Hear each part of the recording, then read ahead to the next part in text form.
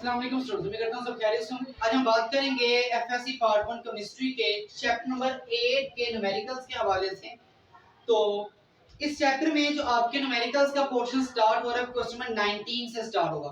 तो लिहाजा हम चैप्टर क्वेश्चन नंबर 19 से स्टार्ट करेंगे। तो क्वेश्चन नंबर 19 की पहले स्टेटमेंट इस पढ़ लेते हैं क्या है, उसके बाद डाटा नोट कर लेंगे एंड देन उसको सोल्व करेंगे। कहता है KC for the following reaction is 0.016 at 520 degree Celsius. Reaction आपको दिया गया है, हाइड्रोजन आयोडाइड रिवर्सिबल रिएक्शन होगा, हाइड्रोजन साथ आयोडीन गैस बनेगी। अब कहता है equilibrium mixture contain the hydrogen iodide 0.08 m and H2 is equal to 0.01 m and iodine is equal to 0.01 m. To this mixture more hydrogen iodide is added so that its new concentration is 0.096 m.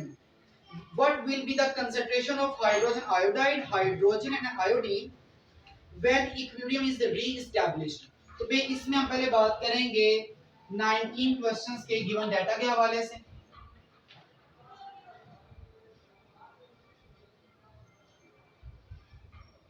Given data हमारे पास यहाँ पे क्या है, given data में आपको दिया गया केसी की वैल्यू कितनी थी, वो 0.016। इसके बाद आपको इनिशियल कंसिडरेशन दी गई है, initial concentration of hydrogen iodide equal to 0.08। इसके बाद आपको इनिशियल कंसंट्रेशन दी गई थी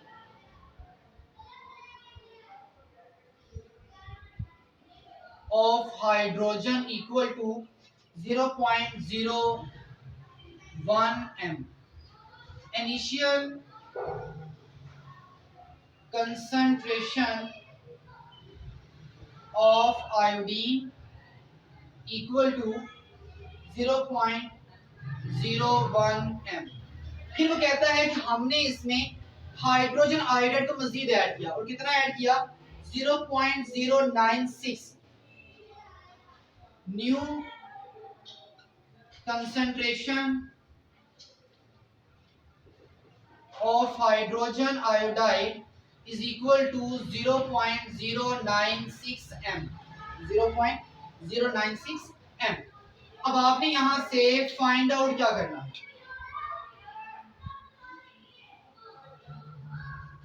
आपने यहां से फाइंड आउट करना है the new concentrations of the hydrogen and iodine.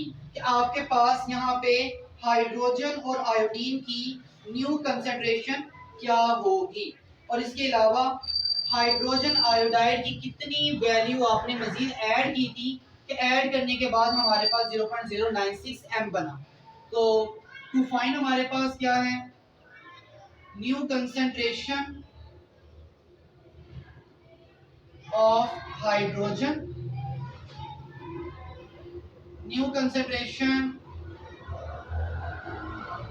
of iodine and concentration of hydrogen iodide, जो कि ऐड करने से आपके पास हाइड्रोजन आयोडाइड की वैल्यू 0.08 से 0.096 तक पहुंच गई। तो वो वैल्यू आपने यहाँ से फाइंड आउट करनी है। तो सॉल्व करेंगे। सबसे पहले हम यहाँ पे लिखेंगे इसका reversible reaction. Hydrogen iodide reversible reaction perform करेगा और क्या बनाएगा, हाइड्रोजन एंड आयोडीन गैस। जब टाइम हमारे पास क्या था, 0, मतलब अभी जब रिएक्शन स्टार्ट नहीं हुआ था, तो हमारे पास इसने जो पहली वैल्यू थी हमें वो दी गई है 0.08 और 0.01 और ये 0.01। लेकिन कहता है कि जैसे हमने दोबारा से नया इक्विलिब्रियम रीएस्टैब्लिश करवाया, तो वो हमारे पास क्या आ गया, एक न्यू इक्विलिब्रियम पर जो कंसंट्रेशन हमारे पास आई है वो आई है 0.096, और हाइड्रोजन और आयोडीन की वैल्यू अभी अननोन है, लिहाजा हम इसे सपोज कर लेंगे x एंड x। अब चूंकि 1x एंड 1x प्लस करेंगे 2x होगा, तो हम इस 2x को इस कंसंट्रेशन में से माइनस कर देंगे। नाउ अब हम इस रिवर्सिबल रिएक्शन के लिए केसी एक्सप्रेशन राइट करेंगे। तो केसी एक्सप्रेशन के मुताबिक केसी इज इक्वल है किसके, active mass of product over active mass of reactant. और हमारे पास प्रोडक्ट्स हमारे पास क्या है, H2 और I2।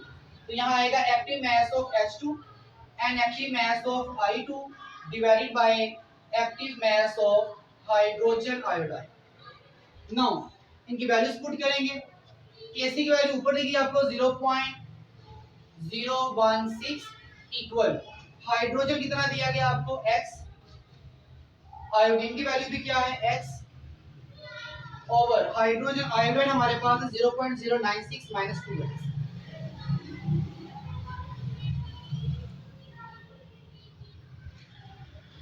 अब यहाँ पे एक छोटी सी बात, आपने यहाँ पर इक्वेशन को बैलेंस लाजमी करना है ताकि आगे वाले स्टेप्स में कोई गलती ना आए।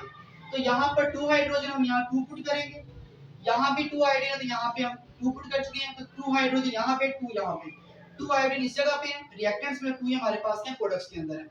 तो हाइड्रोजन आयोडाइड के साथ 2 है तो ये 2 हमारे पास क्या आ जाएगा, पावर फॉर्म है। तो ये इस तरह से अब x को x से मल्टीप्लाई करेंगे तो आएगा 0.016 इक्वल टू x को x से मल्टीप्लाई x स्क्वायर आ गया डिवाइडेड बाय 0.096 माइनस 2x का स्क्वायर। अब ये स्क्वायर खत्म करने के लिए हम क्या करेंगे, स्क्वायर रूट लेंगे। तो taking the square root on the both side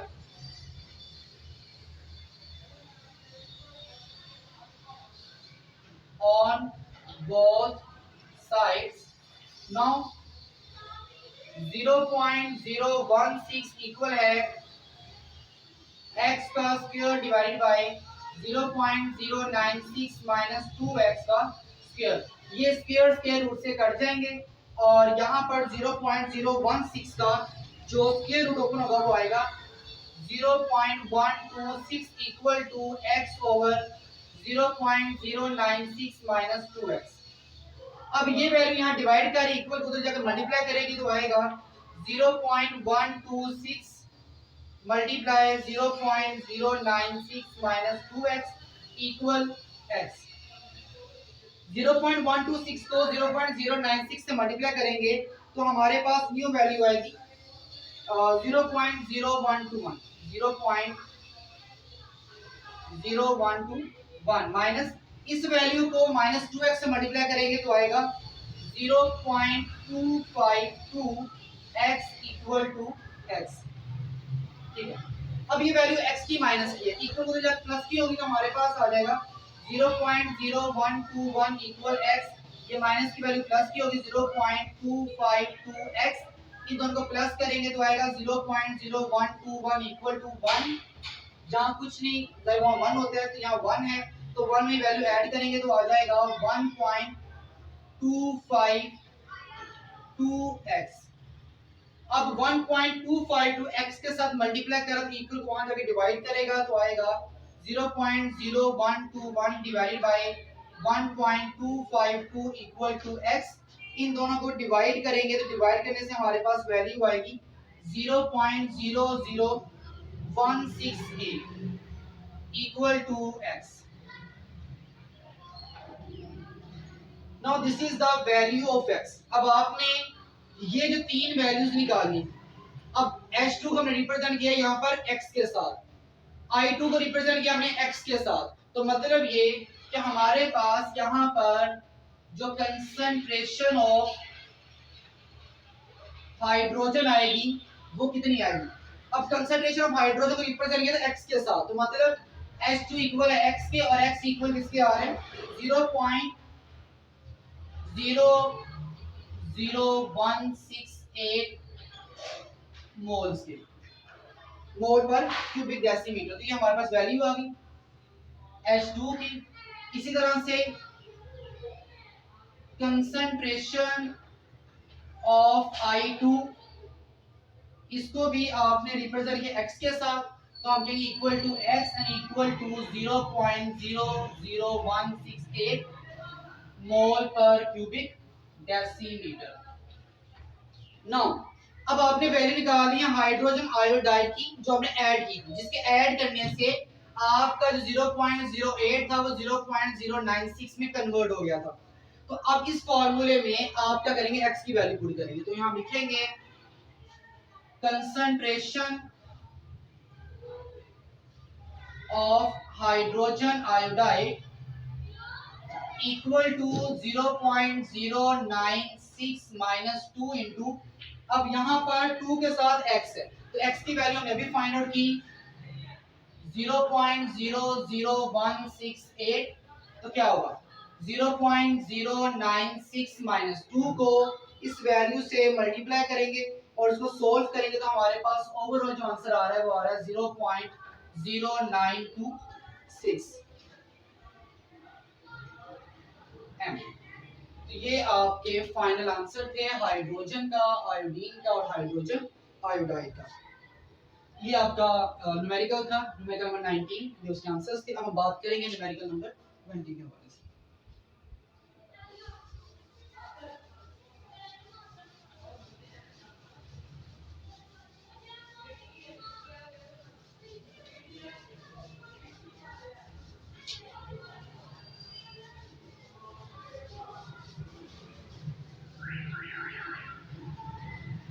no 20 में कहता है the equilibrium constant for the reaction between acetic acid and ethyl alcohol is 4।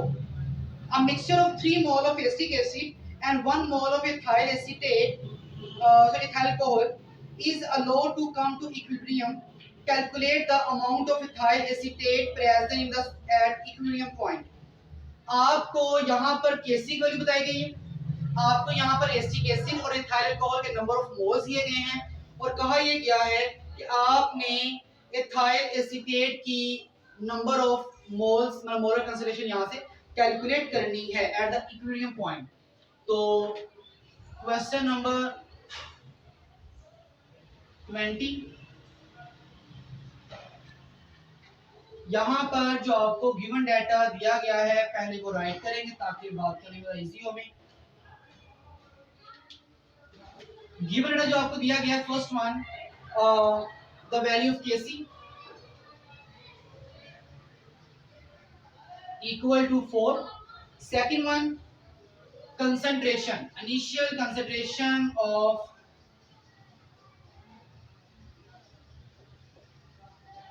acetic acid CH3COOH equal to 3 moles। इस तरह से आपको initial concentration of ethyl alcohol C2H5OH इसकी value आपको दी 1 mole and आपको concentration of ethyl acetate CH3COOC2H5 इसकी concentration आप लोगों को फाइंड आउट करनी है। तो नाउ सॉल्व करेंगे इसके अंदर। सबसे पहले हम राइट करेंगे यहाँ पर इक्विलिब्रियम एक्सप्रेशन रिएक्शन राइट करेंगे ताकि पता चल सके कितने मोल्स हम यूज कर रहे हैं, कितने मोल्स हम यहाँ पे रिक्वायर्ड है। Now CH3COOH plus C2H5OH acetic acid को जब इथाइल अल्कोहल से कंबाइन करवाएंगे तो यहाँ पर आपका ये कंपाउंड C2H5 के साथ कंबाइन करेगा और क्या बनेगा CH3COOC2H5 plus H and OH are combined to form the H2O। अब इनिशियली जब रिएक्शन भी स्टार्ट नहीं हुआ था, जब टाइम हमारे पास क्या था टाइम इक्वल टू 0, उस टाइम पर जो एसिटिक एसिड की कंसंट्रेशन थी वो 3 मोल्स थी, इथाइल अल्कोहल के मोल थे 1 और ये क्या थे 0 एंड 0। लेकिन जैसे ही टाइम पहुंचा eight the equilibrium point,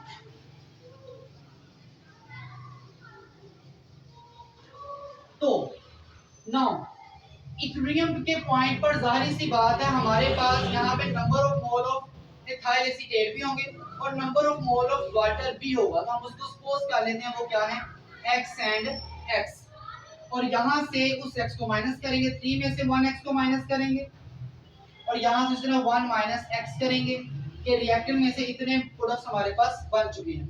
now write the KC expression for this reaction. तो केसी एक्सप्रेशन हमारे पास क्या बनेगी, number of mole of product over number of mole of reactant. तो प्रोडक्ट्स हमारे पास ये हैं। तो active mass of ethyl acetate, active mass of water divided by active mass of acetic acid and active mass of ethyl alcohol. Now, putting the values, Kc की value हमारे पास क्या है 4 इक्वल CH3COOC2H5 की वैल्यू क्या है x और H2 की वैल्यू हमारे पास क्या है x डिवाइडेड बाय CH3COOH की इक्विलिब्रियम के पॉइंट पर क्या वैल्यू आ रही है 3 माइनस x और C2H5OH की वैल्यू हमारे पास आ रही है 1 माइनस x। नाउ x को x से मल्टीप्लाई करेंगे तो हमारे पास क्या वैल्यू बनती है 4 equal to x into x करेंगे तो x का स्क्वायर डिवाइडेड बाय 3 को पहले मल्टीप्लाई करेंगे इन दोनों वैल्यूज के साथ और फिर माइनस x को मल्टीप्लाई करेंगे दोनों वैल्यूज के साथ। तो 3 1 द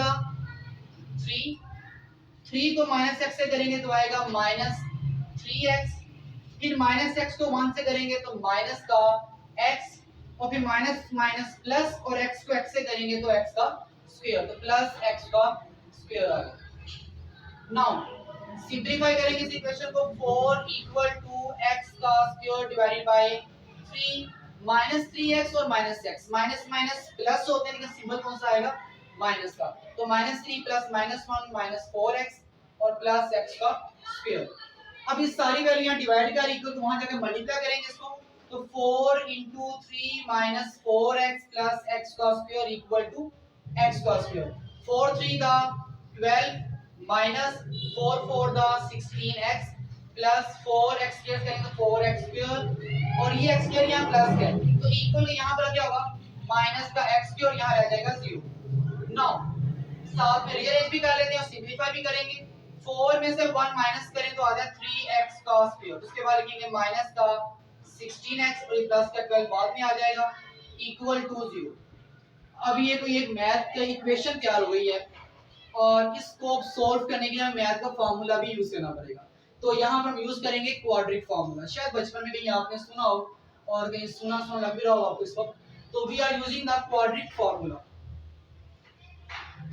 अगर हमें यहाँ से x की वैल्यू चाहिए तो क्वाड्रिक फार्मूला यूज करना पड़ेगा। तो by using the quadric formula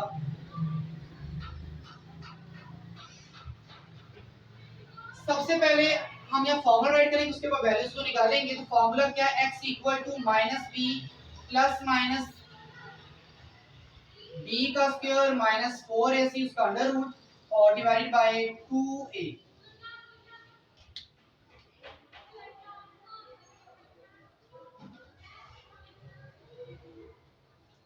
अब यहां पर आपके पास इस इक्वेशन के मुताबिक a क्या होगा b क्या होगा और c क्या होगा।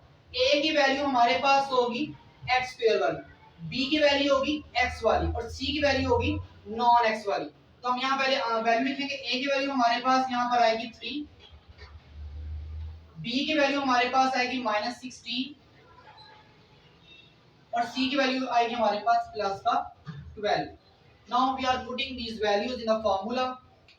तो फार्मूले वैल्यू पुट करेंगे तो x इक्वल आ जाएगा माइनस इनटू माइनस 16 फिर plus minus under root b का स्क्वायर, b हमारे पास क्या है माइनस 16 का स्क्वायर माइनस 4 इंटू a हमारे पास क्या है 3 इंटू c हमारे पास क्या है 12 डिवाइडेड बाय 2 इंटू a और a क्या था 3। नाउ माइनस माइनस प्लस का 16 plus minus under root minus का स्क्वायर प्लस होता है 16 का स्क्वायर होगा 256 माइनस आएगा 4 3 का 12 12 12 का 144 डिवाइडेड बाय 2 3 का 6। Now 16 plus minus under root 256 में से 144 माइनस करेंगे तो आएगा 112 divided by 6। Now x is equal to 16 plus minus, अब अंडर रूट 112 का आंसर हमारे पास क्या आता है, तो ये हमारे पास आएगा 10.58 डिवाइडेड बाय 6। अब आप इसको एक बार प्लस करेंगे एक बार माइनस करेंगे तो हम इसका डायरेक्ट आंसर निकालेंगे, काफी लेंथी हो जाएगा वरना। तो इसका हमारे पास जो आंसर आएगा x का वो आएगा 4.43 एंड सेकंड वन आएगा 0.09। अगर आपको करने में प्रॉब्लम हो तो आप इसको एक बार प्लस और एक बार माइनस करके सोल्व कर सकते हैं। चलिए मैं आपको कर देता हूँ अभी, ताकि आपको किसी किस्म की कोई प्रॉब्लम ना आए। यहाँ पे हम इसे एक बार प्लस और माइनस करेंगे तो एक बार हम प्लस करते हैं, x इक्वल आ जाएगा 16 प्लस 10.58 डिवाइडेड बाय 6 और एक बार करेंगे x इक्वल टू 16, एक बार प्लस किया एक बार ऐसे करेंगे माइनस 10.58 डिवाइडेड बाय 16। इसको सॉल्व करेंगे आंसर आएगा 4.43 और इसको सॉल्व करेंगे आंसर आएगा 0.9 मोल। तो ये हमारे पास क्या होगी x की वैल्यू।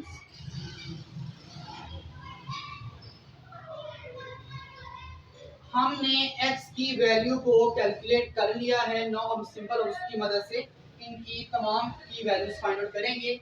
अब यहाँ पर आपको टू वैल्यू नजर आ रही है, सवाल ज़हन में ये आएगा कि हम यहाँ पर कौन सी वैल्यू यूज करें, 4.43 या 0.9 मोल, कौन सी वैल्यू का इस्तेमाल यहाँ किया जाए। एक बात याद रहे कि जितने number of mole of reactant होते हैं, number of mole of products reactant से हमेशा कम होते हैं। प्रोडक्ट्स की कंसंट्रेशन रिएक्टेंट से कभी भी ज्यादा नहीं हो सकती। तो जब आपके प्रोडक्ट्स रिएक्टेंट से ज्यादा नहीं हो सकते तो अगर आप यहाँ देखें तो 3 + 1 4 होता है, मतलब कि हमारे पास total number of mole of जो रिएक्टेंट हैं वो शुरू में 4 है और यहाँ पे एक आंसर 4.43 आ रहा है, मतलब 4 से ग्रेटर। तो यहाँ पर एक बात क्लियर रहे कि number of mole of products are never greater than number of mole of reactant. So हमारा ये आंसर नहीं है, हम कौन सा आंसर यूज करेंगे 0.9, क्योंकि ये हमारे पास number of mole of reactant से कम वैल्यू आ रही है। तो हमारा जो एग्जैक्ट और एक्यूरेट आंसर होगा वो कौन सा होगा 0.9 ना कि 4.43। सो अब 0.9 के मुताबिक हम बाकी क्वेश्चन को सॉल्व करेंगे। तो इसको अब रेस कर देते हैं।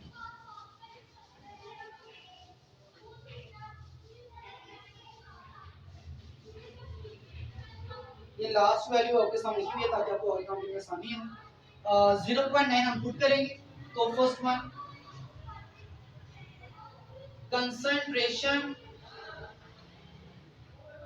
Of ethyl acetate CH3 COOH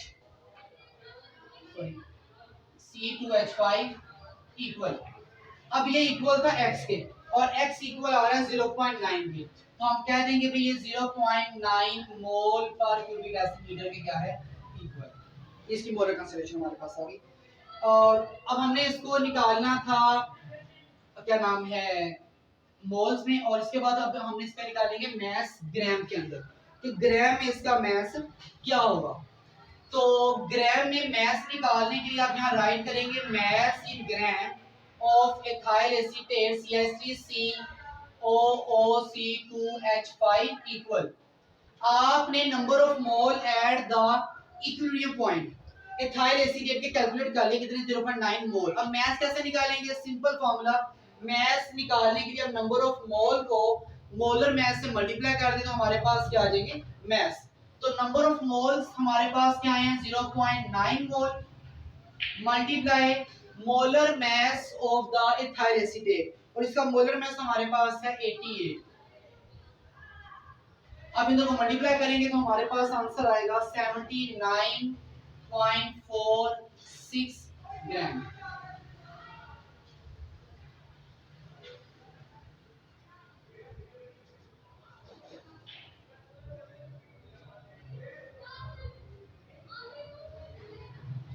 no ये आपके फर्स्ट आंसर आ गए। उसके बाद हम बात करेंगे अब कंसंट्रेशन ऑफ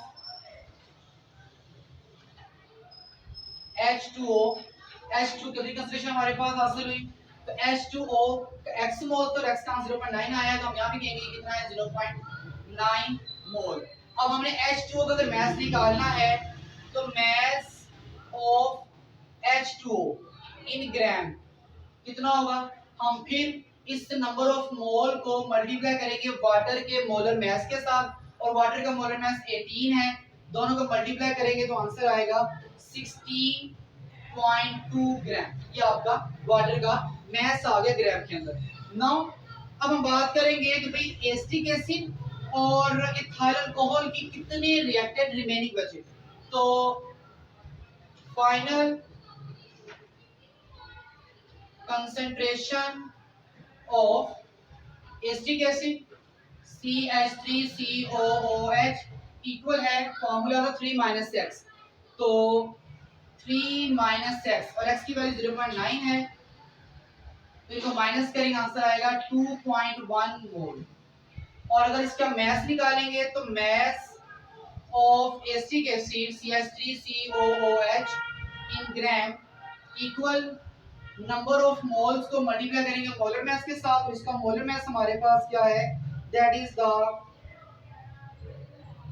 16, और दोनों को मल्टीप्लाई करने पे हमारे पास क्या आंसर आएगा 126 ग्राम। लास्ट पॉइंट रह गया about the ethanol, concentration of ethanol C2H5OH equal to, formula था 1 - x, तो हम क्या करेंगे 1 में से x को माइनस करेंगे, और x हमारे पास क्या है 0.9, तो माइनस करेंगे आंसर आएगा 0.1 मोल। अब अगर हमने इथेनॉल का मास निकालना है ग्राम में, तो क्या करेंगे, mass of ethanol in gram equal to number of moles को मल्टीप्लाई करेंगे इसके मोलर मास के साथ, और इसका मोलर मास हमारे पास क्या है 46, तो मल्टीप्लाई करने में आंसर आएगा 4.6 ग्राम। ये आपकी कंसंट्रेशन और उनके मासेस हमने चारों को फाइंड आउट कर लिए। ये आपका न्यूमेरिकल नंबर 20 था, इसे आपने देख लिया होगा। now हम बात करेंगे न्यूमेरिकल नंबर 21 के हवाले से।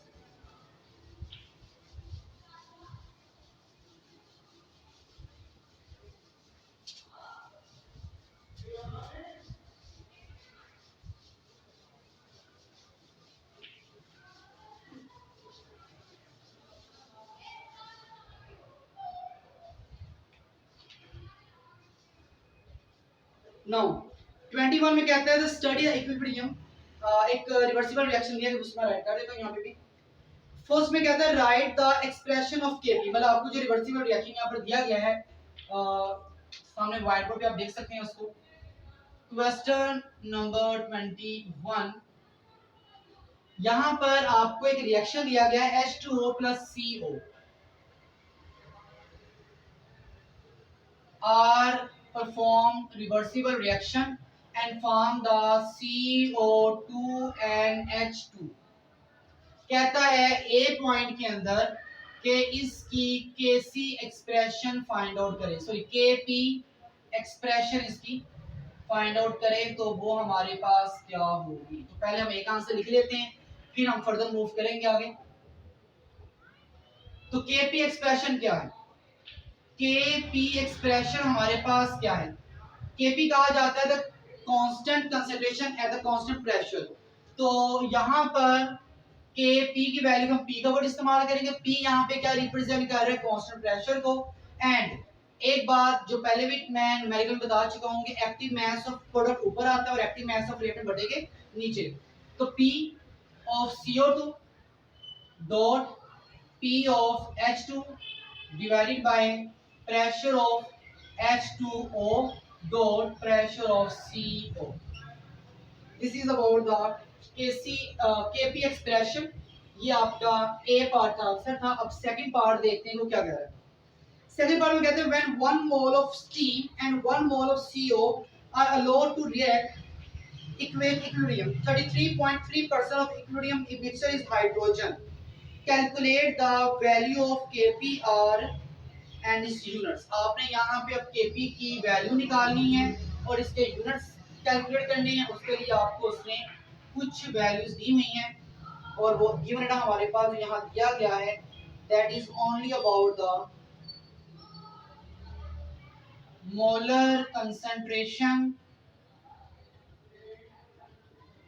Of H2O that is equal to 1 mole. इस तरह से आपको मोलर कंसंट्रेशन दी गई है ऑफ CO, ये भी कितनी है 1 मोल। नाउ अब आपको यहाँ पर करना ये है कि आपको एक जो रिएक्शन दिया गया है इसी की बेस पर आगे चलते हुए आपको Kp की वैल्यू और उसके यूनिट्स कैलकुलेट करने हैं।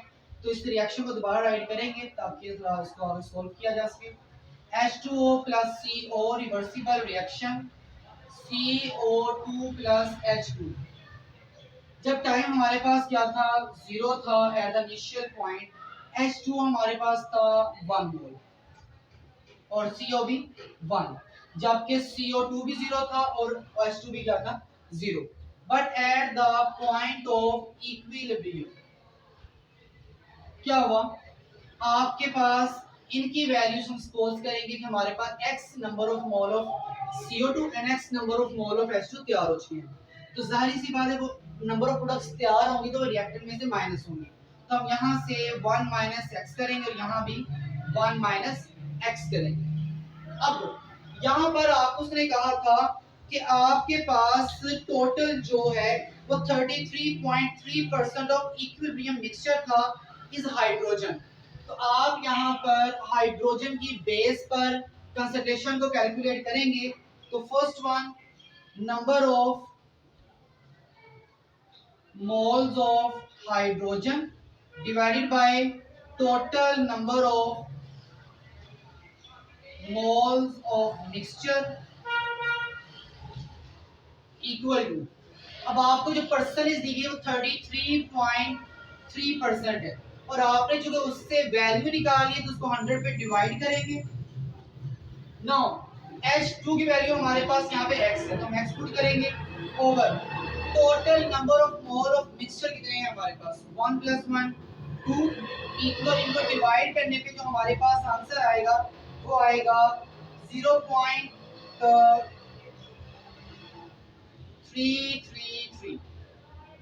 नाउ 2 यहाँ डिवाइड कर रहे हैं वहां जाकर मल्टीप्लाई करेंगे तो x इक्वल आ जाएगा 0.333 multiply 2 equal to 0.666।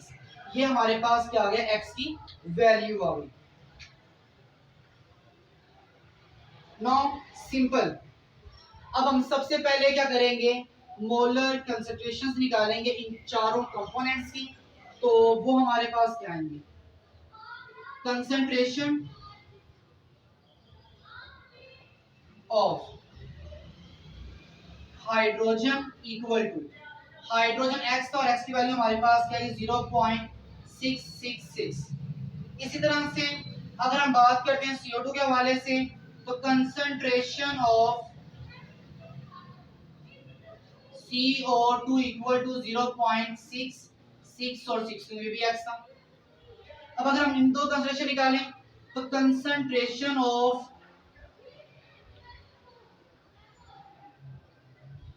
H2O equal to 1 minus x है। अब x की वैल्यू क्या है 0.66 इनको माइनस करेंगे तो आएगा 0.33। इसी तरह से हम CO भी निकालेंगे तो concentration of CO equal to वो भी क्या है 1 माइनस x। तो हम क्या करेंगे 1 माइनस x करेंगे, x हमारे पास क्या है 0.666 तो माइनस करने पे आंसर आएगा 0.3 और 3। ये हमारे पास कंसंट्रेशंस आ गई। Now putting these values for the Kp expression. आपके Kp एक्सप्रेशन में तो Kp इक्वल टू सबसे पहले ऊपर CO2 इसकी वैल्यू पुट करेंगे 0.666 इनटू आगे H2 की वैल्यू पुट करेंगे 0.666 डिवाइडेड बाय H2 की वैल्यू हमने निकाली है 0.33 और CO की वैल्यू निकाली है 0.33। अब इसको हम सोल्व करेंगे तो टोटल हमारे पास आंसर क्या आएगा, Kp equal to 4। Now units, इसके यूनिट्स क्या होंगे, तो Kp equal to active mass का यूनिट हमारे पास क्या है, मोल पर क्यूबिक डेसीमीटर। इसका अगर यूनिट पुट करें मोल पर क्यूबिक डेसीमीटर, इसका अगर यूनिट पुट करते हैं तो मोल पर क्यूबिक डेसीमीटर। एंड सिमिलर हम यहाँ वैल्यू पुट करेंगे, यूनिट्स पुट करेंगे।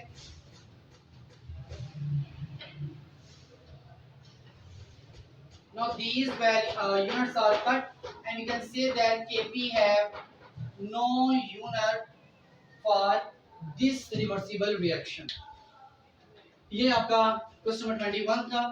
इंशाल्लाह बाकी के जो न्यूमेरिकल्स इस चैप्टर्स के हैं वो नेक्स्ट लेक्चर में अपलोड किए जाएंगे। आपको यहाँ तक प्रॉब्लम हो, कोई क्वेश्चन हो, कोई सवाल हो, किसी भी लिहाज से आप डिस्कस कर सकते हैं।